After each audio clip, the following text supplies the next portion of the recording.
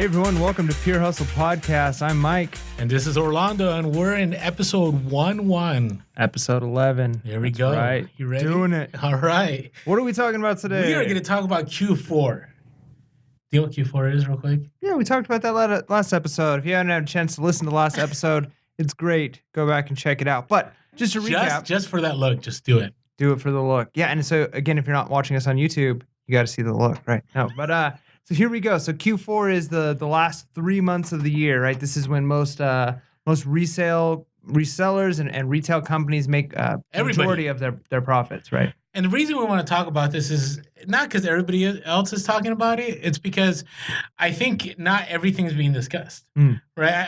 I get the sense that everybody's like, Q4, be ready, blah, blah. But it's not about like, hey, whatever I throw up on eBay is going to sell, right? Whatever I throw up on Amazon is going to sell. There's a lot that's involved in Q4. But Q4 can be a game changer. Yep. You still got to do that research and be relevant with what you're picking up. So I think that's what we're going to be talking about today. So where do we start with this? I think we start with, first of all, is it the same on all the platforms, right? And for instance, is it the same on eBay and Amazon and local? What do you think? I haven't experienced a Q4 yet. This will be my first Q4, so I'm excited to see. The platforms I currently sell most on are Poshmark, eBay, still starting out on Amazon, and then Craigslist. So I doubt there'll be much of a difference with Craigslist.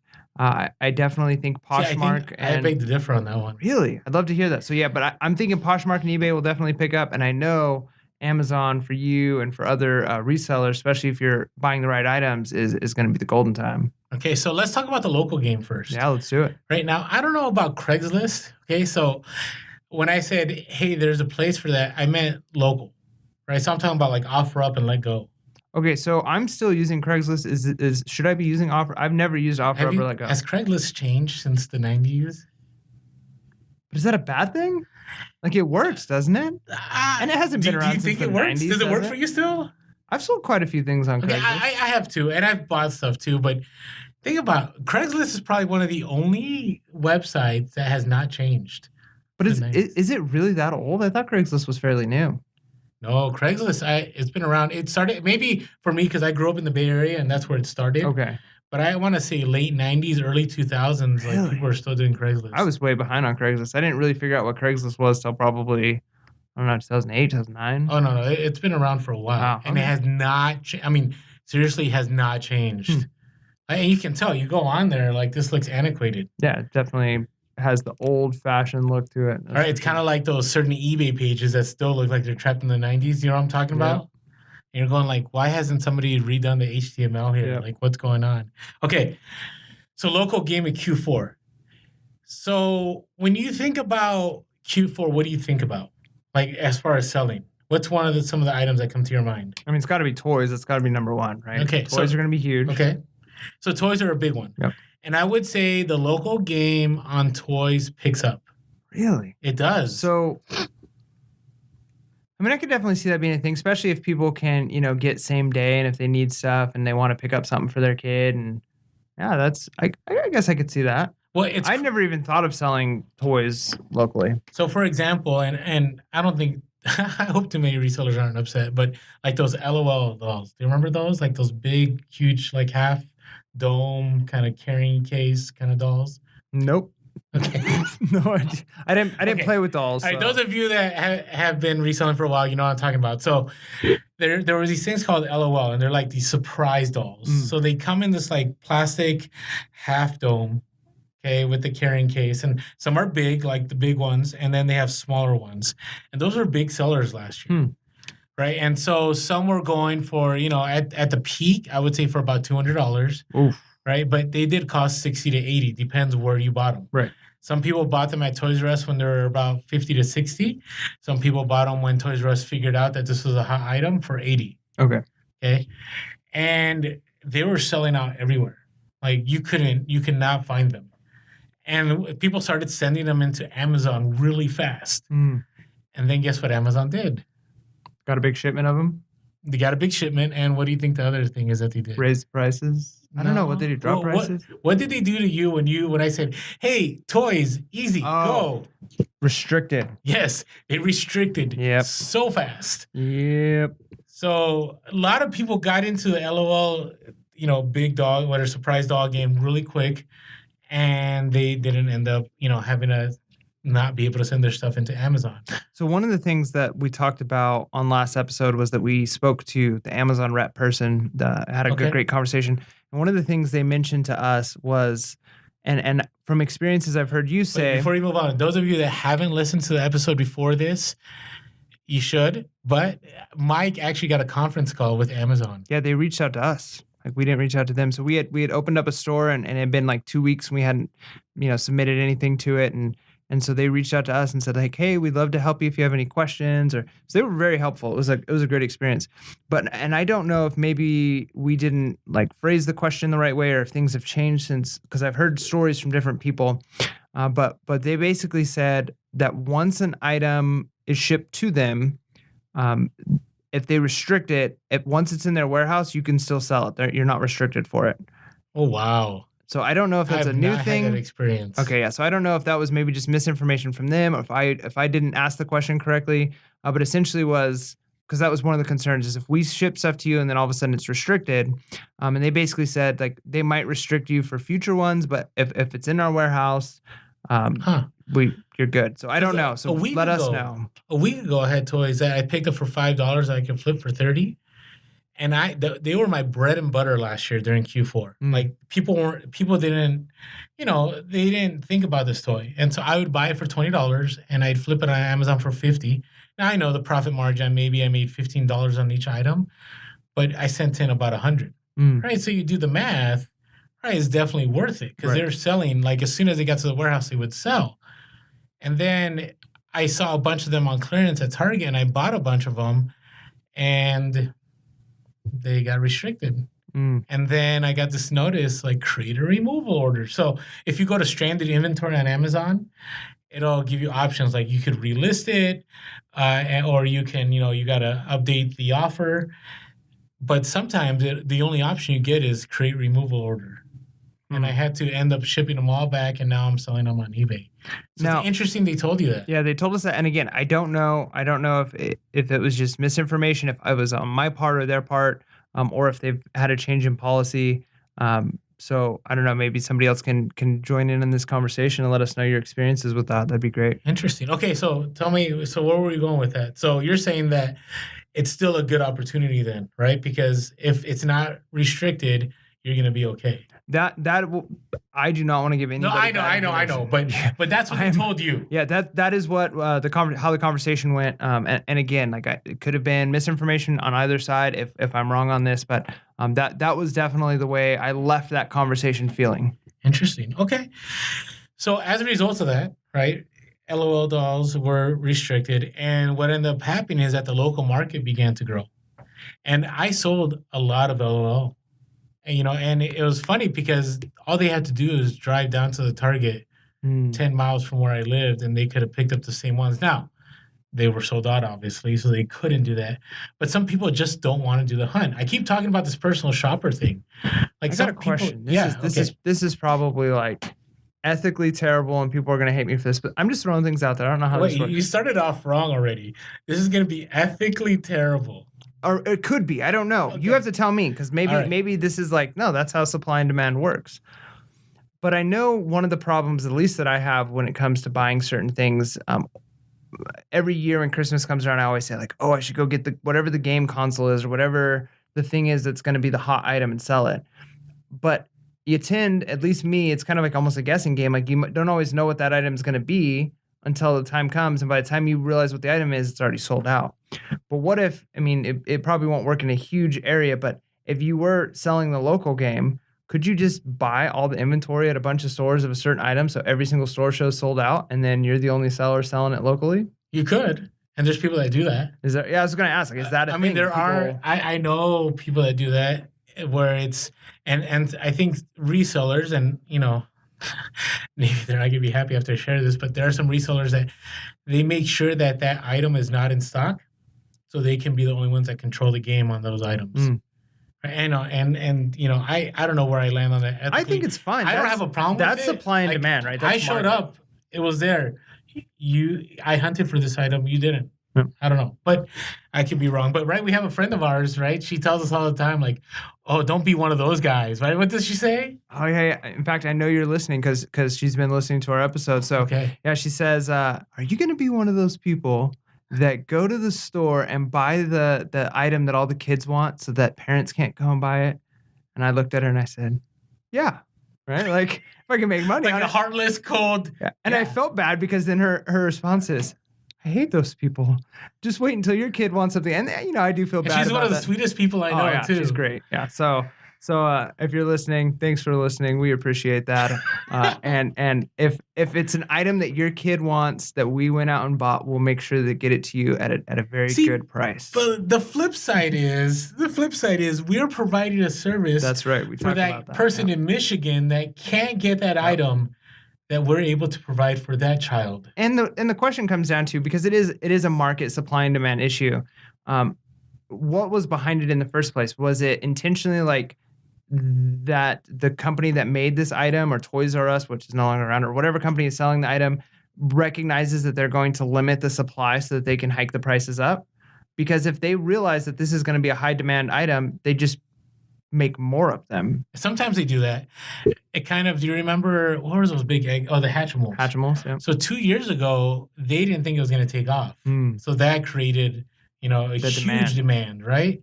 Where this last year, they knew that there was going to be a big demand. So, I remember picking up, I think it was like the gold mink Hatchimals. And I remember I went into Walmart and I saw these Hatchimals. I'm like, this music, right? And that was terrible. Sorry about that.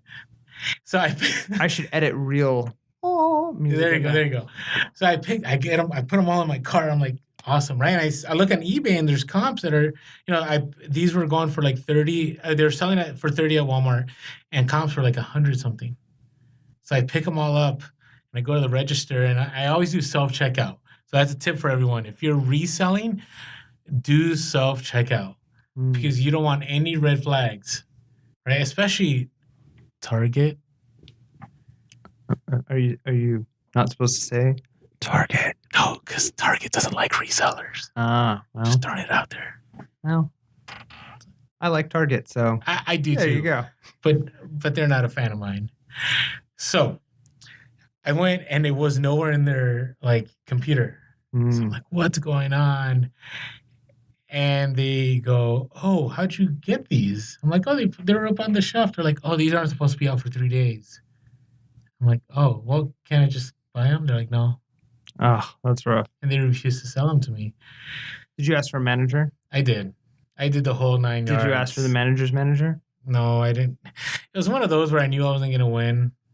Really? I mean, they got a product on their shelf. Yeah, but reality is a private business, That's true. So in the long run, when they got released, the prices tanked. Anyways, what I want to say in all of that is, supply and demand's big. So you got to make sure you're aware that whatever you're picking up is something that isn't going to be replenished right away, or you'll end up with the fingerlings debacle of 2017. Oh, yeah. Was it 2017? Don't be stuck with a ton of fingerlings.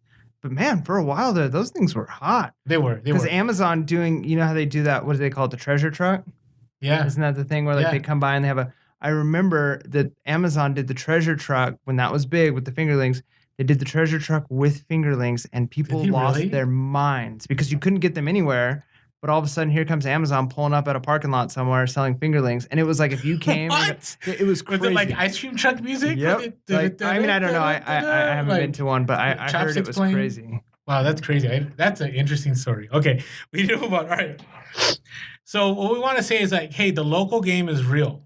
So be aware of that. Now, you got to be aware and take a look at what everybody else is doing. Because what I saw happen the last couple of years is certain items, you'd sell them really quick, but everybody else realizes that too. And then the market gets flooded locally. And then again, you're in the same problem. So now you have an item that's restricted on Amazon that is flooded on eBay and flooded local. So you got to be careful. Okay, so what about prepping? Are you doing any prepping right now for Q4? Well, I count part of what I did with organizing my garage Okay. as prep, storage space, right? Because we know there's gonna be a lot of That's inventory good. coming That's in. good. And then, gosh, I don't know. I mean, that's definitely one of those things. I think I need to get better at watching and paying attention to the where companies are spending their money on marketing, right? What products Okay. are companies marketing so I can know what's going to be the hot item, right? Okay. So, what are the things? Maybe that's what I should be doing to prep. There's probably some more stuff. What do you do to prep that I should be doing? All right, so I see kind of where you're going with that, and there's some truth to that. Like you got to see what are they pushing, but I'm a big fan of don't buy the items where like they have a huge advertisement in the front of the store or Mm, they advertise in their ad. Because guess what? Everybody else is going to want that. And the right. company is going to make sure they have enough of Enough of those. them. Yep. Now, there are some toys like recently that they did that and they're all sold out everywhere. They're already picked up and I'm ready to go for Q4. You know what might be a good place for checking that kind of stuff? What I hear is huge right now are the kids on YouTube that open up toys and talk about You know toys and what? review. That's a good resource. I mean, if you have kids or you don't, but your cousin or your brother or sister, that's funny that you said that. That's one of the things I was talking about. Like, hear from the kids. Like, Mm, what do they love? What are they looking forward to? Like, when your Shopkins was a big deal. mm, So all these little girls are like, Shopkins, I want, Lulu, whatever, and I want, Marshall Marshmallow, and those ended up being. I remember selling some Shopkins, for like $50, wow. right? They were going for like you buy them at Walmart for 10 or 15 bucks. I mean, so that's a good way. So when I say prep, is one inventory, like make sure you have the space, make sure you're organized. The other one is I would say now is to time to buy not everything because you're going to be buying a ton during Q4, Mm, but buy a good amount because in October people start buying already. mm, Like some of the hot toys that we talk about were selling already last year in October, wow. and when December hit, they weren't hot anymore. So just be So aware of that. so Q4, because I mean, I think that's one of the things too, is I often think of, um, it's hard when you think of Q4. I've always been kind of trained because I do my shopping, and I know a lot of people do their shopping late, right? My wife is very good at doing her shopping early. She gets it done right away. Nice. And making But Excel spreadsheets for you. yeah, no, I'm the Excel Oh, guy. you're the Excel guy. I'm the Okay, sorry, Excel guy. sorry. Yeah, Okay, yeah. She's definitely more organized than I am, but that's okay, my thing. okay. I like seeing things visually. But so yeah, so I don't know. I always think of like if the sales are going to happen, it's like December 20th to the 24th, right? But Okay. realistically, I mean, we know Black Friday is 24th ish of November. But even before that, people are buying. People are ready to start buying Mhm. stuff for Christmas, for um, you know, the holidays. So So I would say one of the things is make sure you have your capital ready. That's what I think a lot of people don't think about. Like mm, I didn't think about that. Is that you're gonna need money to buy things. Now I know a lot of resellers that do Amazon, like they do it on their credit line, mm, and I do that too. But I make sure I have enough capital to cover in case anything goes things wrong, flop. Yeah. right? But one of the things is, especially now as things are picking up, begin to sell and build that capital Mm. because you don't want to be stuck during Q4 with an inability to buy items. Yeah. And if you want to hear more about like kind of that like different pricing models, a couple episodes ago we talked about the fast nickel, slow dime, and there definitely is a time and a place when you might need to go fast nickel in order to get that capital built up so that you're ready to cash in on Q4. True, true, true. And I would throw a warning out there: don't use credit cards. Like unless you are very disciplined and you have capital that could pay it off in case something happens. Like I never would want to hear anybody go into debt Mm-mm. and then they end up worse off after Q4. Yeah, no, I mean, there's always risk in business, right? Mhm. And the more serious you get about this becomes business. But it should be all calculated risks, and things should be done with wisdom, and things should be done, True. carefully. And your goal in this should be to make money.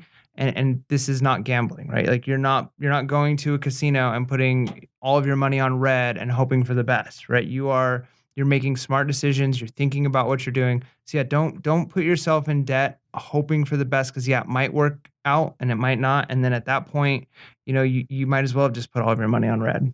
Correct. Correct. You want to end up ahead. Yep. All right. So part of the prep is like what kinds of items, right? So I want to make sure people are aware, like, hey, just because you have a ton of items in your eBay store doesn't mean that all those items are going to sell, right? Where on Amazon, if you have a bunch of toys, most likely they're going to sell. Like I know for me, Amazon is like a wasteland at the end of Q4. Like my store, like I may have had, I don't know, 800 to 1,000 items, and I'll have like maybe 200 to 300 when it's all said and done. And we're talking about multiple quantities of items, right? So on eBay, you got to think about what would people want as a gift, right? They may not want that random J. Crew boring polo that you could sell maybe right now for 20, 25 bucks, but when it's Christmas time, they're gonna want something unique, right? So if you're gonna do the eBay thing, think about unique gifts that people would want, right? So I'll just throw a bull out there. Like some people want like sports themed items, right? I've talked about that earlier, right? So if there's certain sport themed items that you find like thrifting, let's say a sports themed Hawaiian shirt or sports themed pair of shoes or a blanket, or like the other day I found some big foam wall signs, garage sailing. Did I say thrifting? Garage sailing that I picked up $5 for 3 of them. And, right now they're not going to sell, but I know in Q4 I'll sell each of them for $35. Right. So you got to be thinking like, what's Uncle John going to want or what's, right. So you got to be thinking in that mindset. Yeah. I mean, that's a good point. I mean, that even gets me thinking of stuff like what are the things you get people for gifts, right? Like sometimes it's like perfumes and colognes, right? I've never really thought to go source perfumes and colognes, but that might be where some money is, And if you have vintage stuff, it has to be like all vintage stuff could be good, but it has to be kind of like hot vintage stuff. Like I was talking to Wade from Wade Venture, like he had vintage Nike items, right? So that's going to be a hot seller, right? Because right now everybody still loves Nike, right? You'll have other kinds of shoes that people want that may not be Nike that you got to think about, right? But, Skechers Shape-Ups was our bolo, but maybe it's not going to be a bolo for Q4. Do you know what I mean? No, that's a good point. And that just reminds me of something that I bought a couple of weekends ago at a garage sale. There were these 2 unopened, like handprint mold things that like a little kid could put their handprint in. It makes a heart. Oh yeah. Right. That type of a thing. So you do it for your kid and you give it away as a gift or you hang it on your wall. And I looked up comps on it and I got them for 25 cents each. I picked up 2 of them brand new in the box. And there were a couple of comps that are only like 2 that I had sold in any time recently. And they sold for like $25. Guess what month they sold in? Around what time? December? No. November? When would somebody want cute little... February. Not February. No, hearts. Okay. I got you the hearts, but it's a little handprint, so it's kids. Think kids. I have no idea. Mother's Day. Mother's Day. So like right around Mother's Day, right around that time, what is that, May or whatever? Like within a week of Mother's Day, all of them that had sold anytime recently were sold then. Okay, so like even thinking about that, like when I'm buying something, like now I've got this item listed and I have to kind of do the cost benefit analysis. Like, do I just keep this up all year, potentially paying the listing fee on this item? Or do I say, maybe I just put it on a shelf and wait until get close to Mother's Day, right? Okay, I hear what you're saying. And it actually reminded me of Christmas sweaters, ugly Christmas sweaters. So those are big. I would say 3 years ago, I remember watching a news story about a person that's all their store was. Like not eBay store, like they actually traveled the country, picked up ugly Christmas sweaters, opened a store in Southern California, and they made a ton of money. But guess who else is in the ugly Christmas sweaters game right now? Amazon? Well, a little bit of Amazon, but think about the big box store that could decimate anybody once they start selling. Walmart. Okay, Walmart, right? You go to Walmart during Christmas. But see, those are cheap knockoff fake. Yeah, but think about it. Most people, when they go to a Christmas party, let's say they're, they don't have a lot of money or they're trying to buy just something for one event. Right. They may not want to drop the $40, $50 on an ugly Christmas sweater. That's true. Right? So they'll just go to Walmart, spend the $20. But a lot of those ones at Walmart, and I agree with you, I think you're right. That does change the game. But like a lot of those are just like a regular sweater with like a print on it, right? Like they just iron on print. I agree. Whereas like when you go to a thrift store, and I've seen a few, and I haven't picked them up yet, and they're not always like necessarily Christmas themed, but they're definitely ugly sweaters. And I'm like, oh, this would be great for an ugly Christmas sweater party. Those are like somebody's great aunt wore that like to church and thought it looked good. You know what I mean? Church. So my favorite ugly sweater is actually a Walmart one I bought for $20. I think you saw me wear it one time. It's a bunch of cats pushing Santa's pulling Santa's sleigh with lights, and it sparkles. Nice. Now it looks awesome when it's on me because I look weird in a tight sweater with cats and lights. Okay, but again, the ugly Christmas sweater game is different. So you got to think outside of the box now. Like for me, sports theme ugly Christmas sweaters works, or not ugly, just sports theme. Right. Or sometimes I find some Star Wars ones where it's like stormtroopers, like those so well for me. So you got to think in those terms, right? You got to think outside of the box. I don't want you to think, hey, I just buy ugly Christmas sweaters, I'm going to make money. Because remember, thrift stores, do you know how much thrift stores sell the ugly Christmas sweaters for when it gets closer to Christmas? Probably like $20-$30. They do. Oh. Like one of our good friends, she bought one for $40. Oof. And I said, you could have bought one from my eBay store. What are you thinking?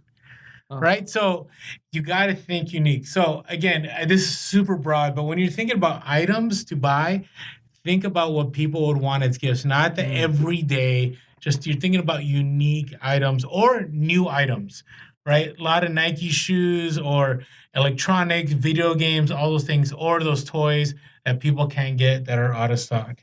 Okay, so I want to talk about the post-Christmas slowdown real quick. Yeah, what is that like? How does that end up working out? So I would say by December 23rd, you pretty much have shipped everything out, whether you're doing eBay or Amazon. And then some things sell, like there's some trickling, but it's like dead for 2 weeks. Now, which seems a little strange because I would imagine that people are getting like some gift cards, right? Like for Christmas. But there's like this lull. So you'll see like a lot of the reselling YouTubers, like they go on vacation during that time. That's the time. That's when they go and they do absolutely nothing. They go, fishing, they go somewhere else.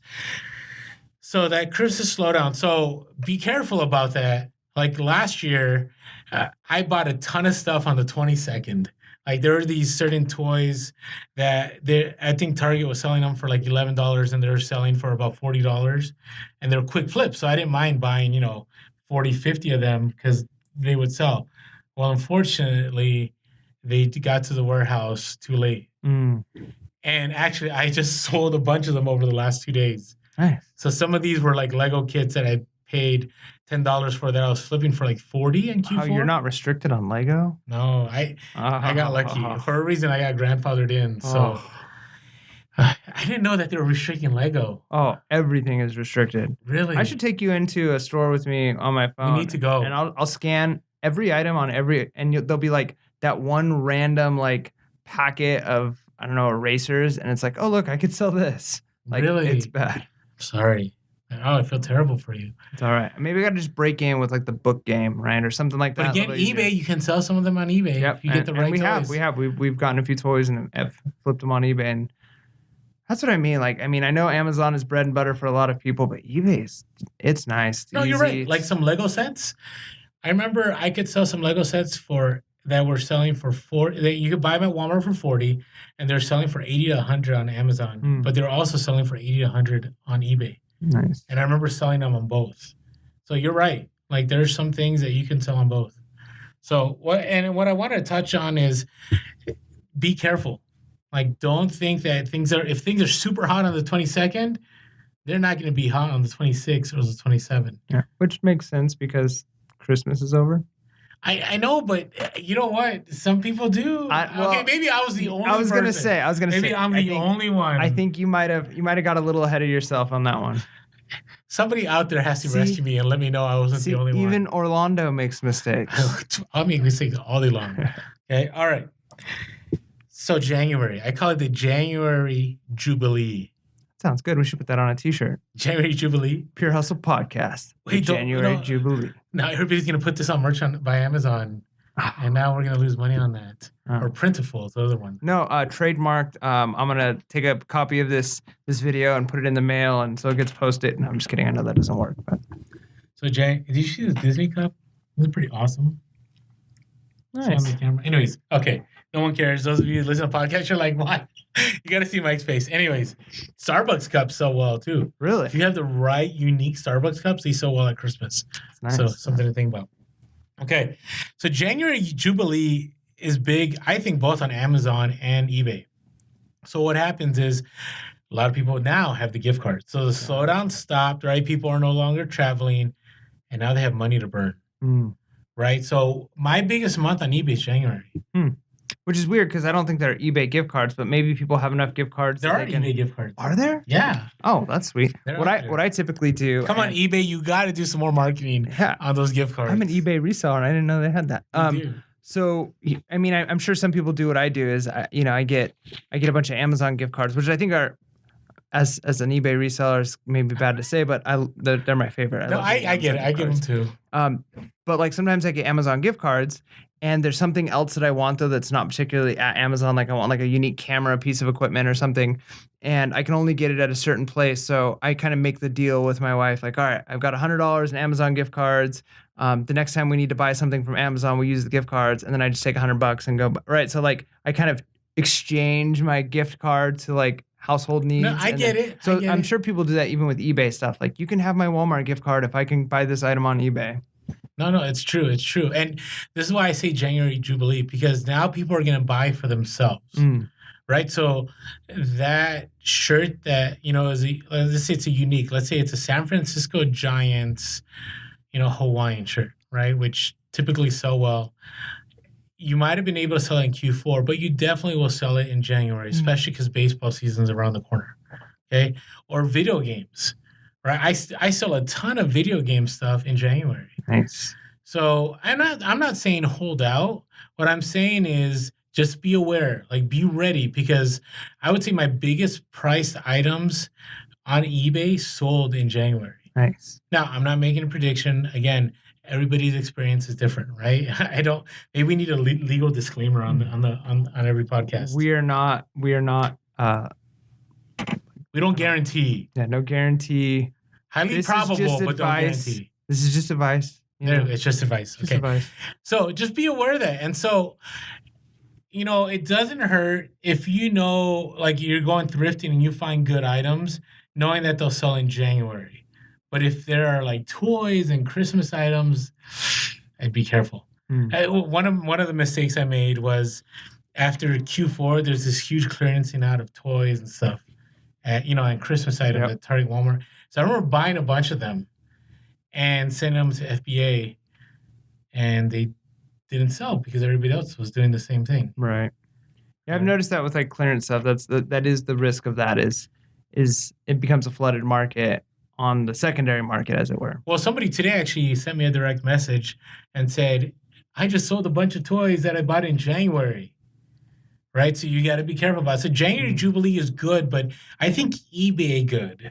Right, like you will be able to sell those things that people now want to buy that are very unique that they can't get on Amazon because they're vintage items. So just something to think about. Yeah, and then when it comes to that, picking up those clearance at those big box stores, maybe recognizing that if it is going to be a year before you sell, if it's next Q4 that those items are going to sell. Make sure you're not getting like the trendy items. Like get the tried and true, right? Like Legos is going to be good because Legos are always going to be big. I saw a news story. Do you know that Legos sometimes hold better value than investing in the stock market?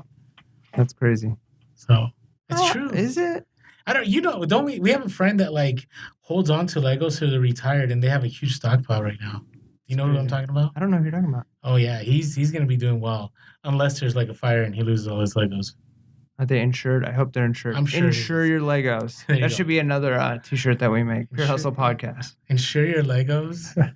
There'll be like 10 people who get it, and they'll be like, "Oh, that's a great shirt."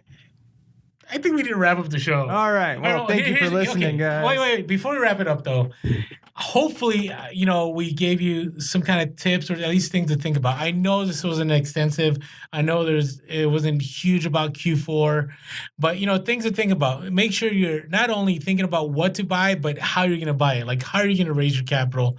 Think about where you're going to go sourcing. That's a big one, too. We didn't talk too much about that, but you got to think about, especially now that there's no Toys R Us and there's going to be a KB toy stores. Are you going to go to Walmart? Are you going to go to Target? Are you going to go to thrift stores? Are there other unique places you're going to go to? So you got to think about where you're going to source your items. Okay. And also, are you going to go for unique, or are you going to try to follow the trends? Or are you going to do both? And what platforms are you going to use? Is there something I'm missing here?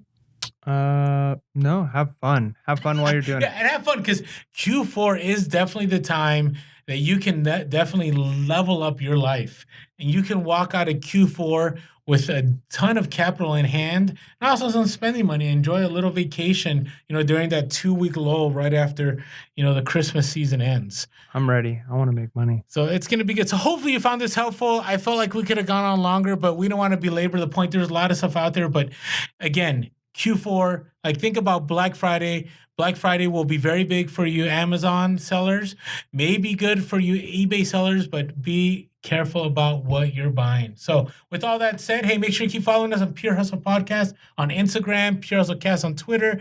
Show us some love on YouTube. And with that said, be real, Be relevant. be reselling. Peace.